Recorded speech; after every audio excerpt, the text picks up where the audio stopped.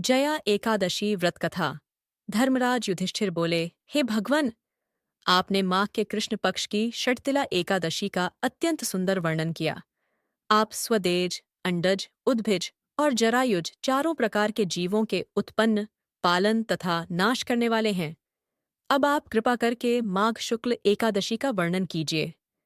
इसका क्या नाम है, इसके व्रत की क्या विधि है, और इसमें कौन से देवता का पूजन किया जाता है?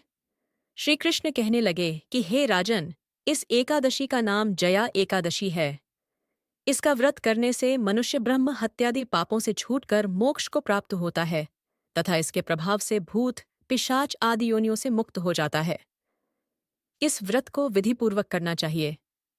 अब मैं तुमसे पद्म पुराण में वर्णित इसकी महिमा की एक कथा सुनाता हूँ। देवराज इंद्र स्वर्ग में राज्य करते थे और अन्य सब देवगण सुखपूर्वक स्वर्ग में रहते थे। एक समय इंद्र अपनी इच्छानुसार नंदनवन में अप्सराओं के साथ विहार कर रहे थे और गंधर्व गान कर रहे थे। उन गंधर्वों में प्रसिद्ध पुष्पदंत तथा उसकी कन्या पुष्पवती और चित्रसेन तथा उसकी स्त्री मालिनी भी उपस्थित थे। साथ ही मालिनी का पुत्र पुष्पवान और उसका पुत्र माल्यवान भी उपस्थित थे। पुष्पवती गंधर्व कन्या माल्यवान को देखकर उस पर मोहित हो गई और माल्यवान पर कामबाण चलाने लगी।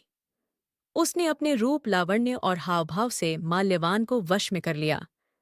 हे राजन, वह पुष्पवती अत्यंत सुंदर थी।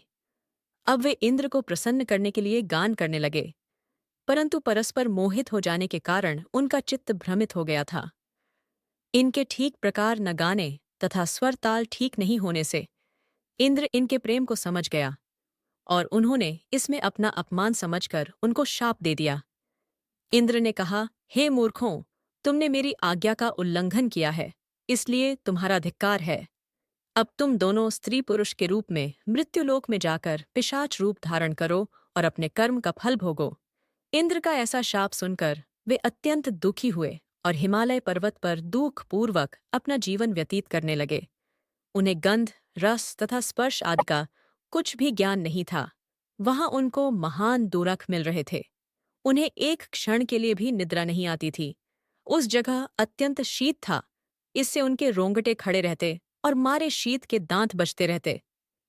एक दिन पिशाच ने अपनी स्त्री से कहा कि पिछले जन्म में हमने ऐसे कौन से पाप किए थे जिससे हमको यह दुखदाई पिशाच योनि प्राप्त हुई। इस पिशाच योनि से तो नर्क के दुख का खेय सहना ही उत्तम है। अत हमें अब किसी प्रकार का पाप नहीं करना चाहिए।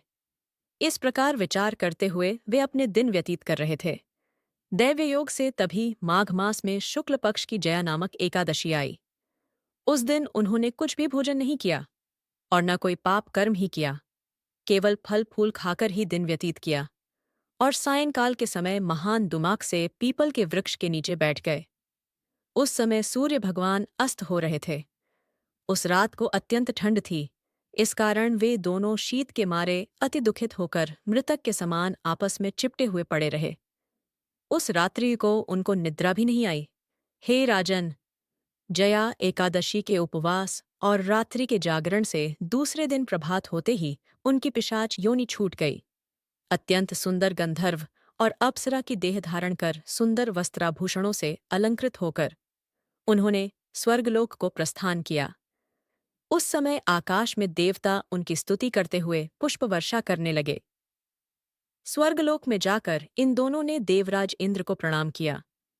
इंद्र इनको पहले रूप में देखकर अत्यंत आश्चर्यचकित हुआ और पूछने लगा कि तुमने अपनी पिशाच योनि से किस तरह छुटकारा पाया, सो सब बता लाओ।